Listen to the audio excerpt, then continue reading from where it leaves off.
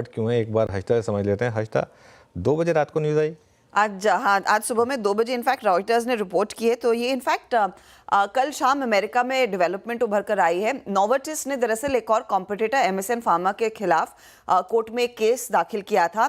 एक blockbuster drug है जो दरअसल नोवार्टिस मैन्युफैक्चर करता है, एंट्रेस्टो नाम की। अब एमएसएन फार्मा भी उसको दरअसल लॉन्च करना चाह रही थी, उसका एक जेनरिक वर्जन लॉन्च करना चाह रही थी। उसके खिलाफ नोवार्टिस कोर्ट में गया, कोर्ट में केस हार चुका है। इसका मायना यही है कि अब ये दूसरी कंपनी भी दरअसल इसका जेनरिक आगे चलकर लॉन्च कर पाएगी। अब इसमें तार डीवीज के साथ इसीलिए जुड़ा है क्योंकि ये जो पर्टिकुलर ड्रग है एंट्रेस्टो, उसकी सीडीएमओ कॉन्ट्रैक्ट, दरअसल जो कॉन्ट्रैक्ट डेवलपमेंट एंड मैन्युफैक्चरिंग इकाई है डीवीज की, वो दरअसल सप्लाई करती है नोवार्टिस को ये पर्टिकुलर ड्रग बनाकर। अब क्योंकि एक जेनरिक लॉन्च होता हुआ दिखाई देगा, एक्सक्लूसिविटी नोवार्टिस के हाथ में नहीं रहेगी, ऐसी स्थिति में डीवीज के बिजनेस पर भी इंपैक्ट आएगा। FY25 के लिए लगभग अनुमानित यही था कि इस पर्टिकुलर सीडीएमओ कॉन्ट्रैक्ट के बाद इस ड्रग का लगभग 12 से 12.5% तक का कंट्रीब्यूशन रहेगा डीवीज के लिए। तो वो एक मेजर हिट आता हुआ दिखाई देगा क्योंकि क्लियरली इस पर्टिकुलर ड्रग के ज्यादा कॉम्पिटिटर्स मार्केट में बढ़ने वाले हैं।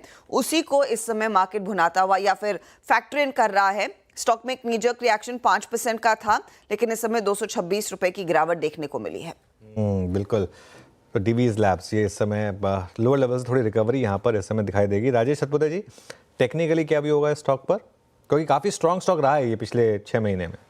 जी अनुज जी, देखिए आज जिस तरह से सुबह में आप कह सकते हैं कि थोड़ा सा बास्केट जैसा सेलिंग है, थोड़ा पुल बैक मिल सकता है 6100 6150, बट आई थिंक वो पुल बैक में लिक्विडेशन ही होगा। अगर आप सपोर्ट की बात करें तो अनुज जी लगता है 5800 का इसका आज का सपोर्ट होगा, जो करीबन 50 डीएमआई है।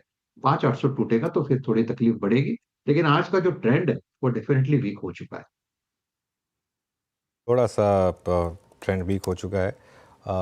ये एक ही इस पे किसी एनालिस्ट का व्यू आया क्या साथ में हर्षदा, या फिर अभी तक अनुज नहीं है, रॉयटर्स की रिपोर्ट ही हमारे साथ है। मैं वही ढूंढने की कोशिश कर रही हूँ कि इसका कुछ रिपोर्ट आई है या नहीं। लेकिन की इंग्रेडिएंट्स जो है वो डीवीज ही लार्जली सप्लाई करता है, तो उनके बिजनेस पर कहीं ना कहीं मार पड़ सकती है, अनलेस ये एमएसएन के साथ कुछ करार कर ले, जिसकी लाइक्लीहुड कम है। चलिए